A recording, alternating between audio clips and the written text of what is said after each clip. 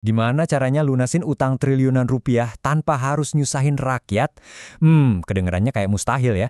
Tapi mungkin ada loh cara cerdas buat ngelakuinnya. Yuk kita bedah idenya sama-sama. Kita kan sering banget ya dengar soal utang negara buat proyek-proyek raksasa, kayak kereta cepat gitu.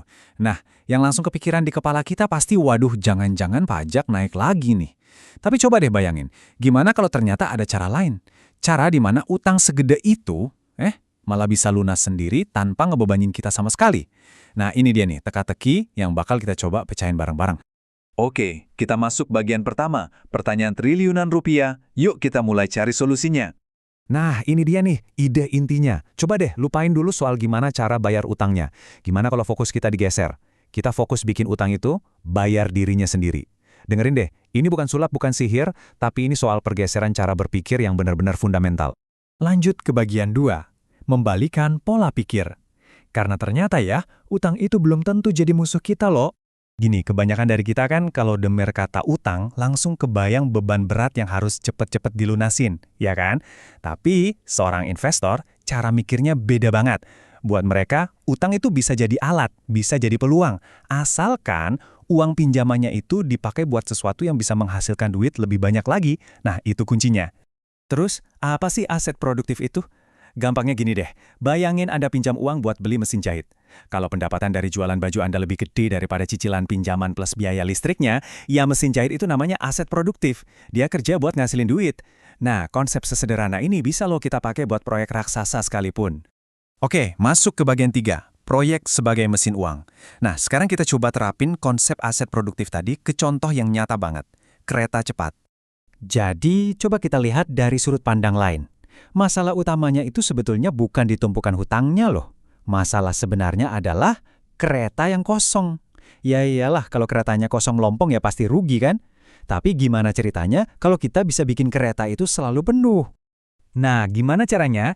Ini ada 3 langkah praktis buat ngisi kereta itu. Pertama, harganya fleksibel. Kalau lagi sepi, ya dibikin lebih murah. Pas lagi rame, naikin dikit. Simpel kan? Kedua, jadwalnya dibikin pinter. Ngikutin maunya penumpang, bukan penumpang yang ngikutin jadwal kaku. Terus yang ketiga, kenyamanan. Pokoknya bikin orang mikir, mending naik kereta deh daripada nyetir mobil. Ini kelihatannya sederhana tapi efektif banget. Intinya cuma satu, jangan sampai ada kursi yang kosong. Tapi, cuma ngisi kereta aja ternyata belum cukup. Masih ada 2 kunci lagi nih. Yang pertama, aksesnya harus gampang. Percuma kan keretanya super canggih tapi stasiunnya susah banget dijangkau. Jadi nyambung sama bus, taksi online, MRT itu hukumnya wajib. Kedua, layanan premium. Buka dong kelas VIP atau paket bisnis. Selalu ada kok orang yang mau bayar lebih buat kenyamanan ekstra. Dan ini bisa jadi sumber pemasukan tambahan yang gede banget. Oke, lanjut. Bagian keempat, membangun ekosistem. Karena ternyata uangnya itu nggak cuma datang dari tiket di dalam gerbong kereta loh. Nah, ini nih gagasan yang keren banget.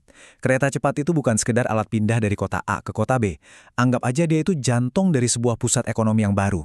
Jadi bisa jadi nilai terbesarnya itu bukan dari jualan tiket, tapi justru dari denyut kehidupan yang tumbuh di sekeliling stasiunnya. Coba deh bayangin, setiap stasiun itu disulap jadi kayak kota mini.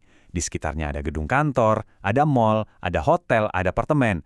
Nah, semua ini kan menciptakan aliran duit yang baru. Ada duit dari sewa properti, dari pajak bisnis baru, dari orang-orang yang belanja. Semua itu kalau dikumpulin bisa ikut nyicil utang buat bangun keretanya itu sendiri. Keren kan? Bagian kelima, dana cerdas. Resiko ditanggung bersama. Dan yang paling penting dari semua ini, negara nggak harus nanggung semuanya sendirian. Ini kan pertanyaan yang logis banget ya. Kenapa juga negara harus pikul semua bebannya sendirian? Sudah waktunya kita ajak pihak lain buat duduk bareng, buat jadi mitra. Nah, ini strateginya, bagi-bagi beban. Oke, negara ambil sebagian porsi. Tapi kita undang juga swasta, kita ajak juga investor dari luar. Kenapa? Soalnya mereka itu bawa modal segar dan keahlian. Dan yang paling penting, risikonya nggak lagi 100% ditanggung sama uang pajak kita. Jadi proyeknya tetap jalan, tapi APBN kita lebih aman. Ini namanya win-win solution. Oke, kita sampai di bagian terakhir. Menjadi bangsa investor. Jadi kalau kita tarik benang merahnya, apa sih gambaran besar dari semua ini? Dan inilah kesimpulan dari semuanya. Pertanyaan yang paling penting untuk kita ajukan itu bukan lagi gimana cara bayar utangnya, tapi gimana caranya bikin aset ini ngasilin duit. Fokusnya diubah, dari mikirin beban, jadi mikirin pendapatan.